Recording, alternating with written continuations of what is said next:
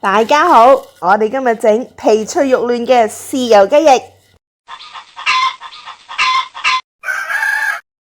各位好，我係雞翼達人。整豉油雞翼好簡單，只需要準備6至8隻雞翼，解凍之後去雪味去腥味，清洗乾淨，然後完全抹乾。如果唔知道點去雪味腥味，睇返右上角呢條片。首先煲滾啲水，然後將啲雞翼放入去，煲大概30秒到，至到雞皮漲身，跟住就可以撈起佢，抌落凍水裏邊沖5分鐘。呢個步驟嘅好處咧，就係可以令到雞皮咧喺一冷一熱之間咧就變得爽脆嘅。又或者你可以準備一盤冰水，將啲雞翼抌入去，亦都得。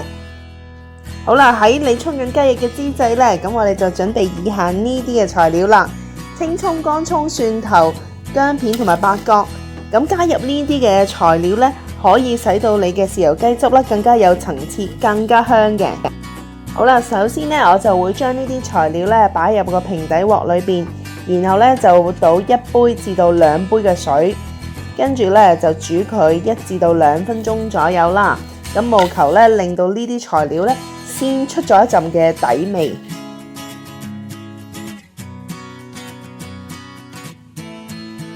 好啦，然之後咧我就加入咗1支嘅豉油雞汁啦。咁咧就煮佢5分鐘。當然啦，你可以自己用以下呢個方法調校豉油雞汁都可以嘅。好啦，跟住咧我睇下我啲雞翼先。咁咧我撈起佢，然後將啲雞翼咧完全索乾晒，咁佢先可以吸到一陣嘅豉油雞汁味㗎。好啦，啲豉油雞汁咧已經煲咗5分鐘啦。而家咧我就會將啲雞翼放入去，然後熄火。浸佢第一次浸30分鐘。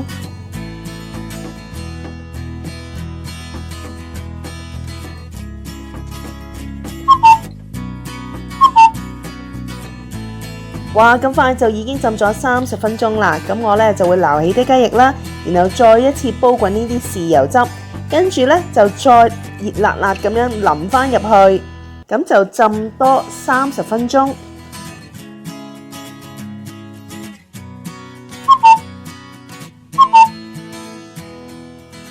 哇，咁快又浸完第2次啦，跟住我哋會重複頭先嘅步驟2次，即係浸埋第3次、第4次啦，跟住咧就已經可以完成噶啦。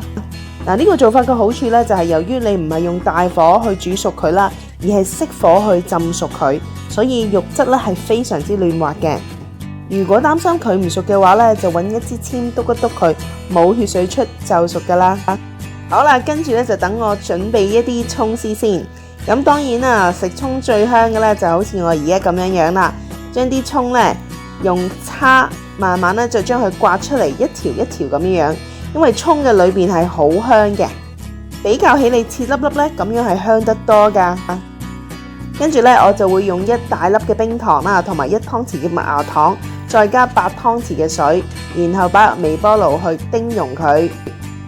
好，等我將啲雞翼剝出嚟，然後再放多半湯匙嘅玫瑰露上去。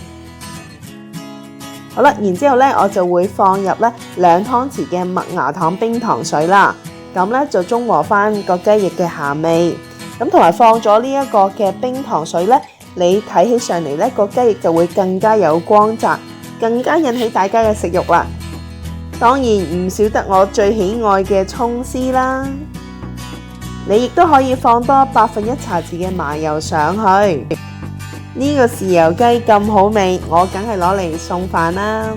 煎多隻荷包蛋，哇，好味到爆啊！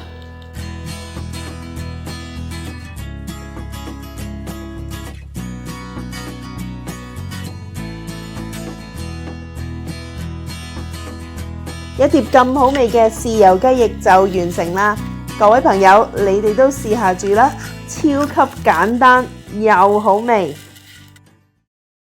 各位朋友，如果你鍾意我今次呢個分享，請記得俾個 like 我，同埋唔記得訂閱我嘅頻道，我好需要你嘅支持㗎。